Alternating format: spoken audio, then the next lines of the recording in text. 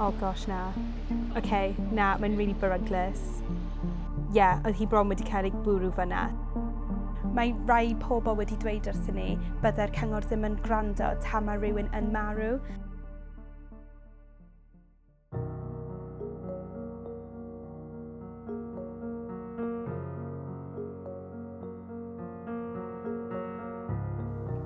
Maggie Rees dwi i, dwi'n byw yn Pontyprennau yng Nghaerdydd. Mae eye condition gyda fi, enw retinitis pigmentosa. Mae anodd symud o gwmpas dros y tre ar y bws.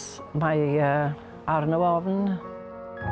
Ar y Newport Road, bus stop, rhaid i fi aros ar y seiclo lane i fynd i'r bws. Mae beryglus iawn ac frightening.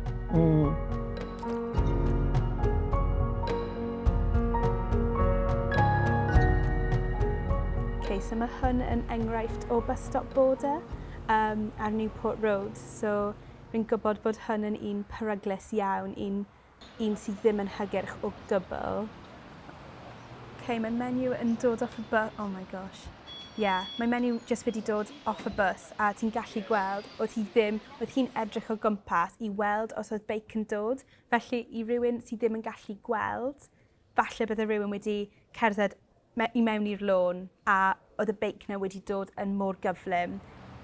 Yn amlwg mae Maggie yn aros i groesi fan hyn i fynd, so felly dyla'r person ar y scooter wedi stopio fyna.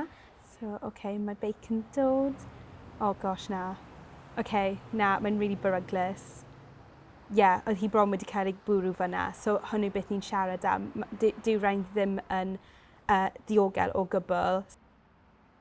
Rydyn ni'n gwybod bod pobl ddall a phobl â golwg rannol yn dibynnu ar trafnidiaeth cyhoeddus fel bysiau mwyn gallu teithio o gwmpas y ddinas, ond maen nhw yn dibynnu ar nodweddion hygyrchedd hefyd mwyn gallu wneud hwn yn ddiogel.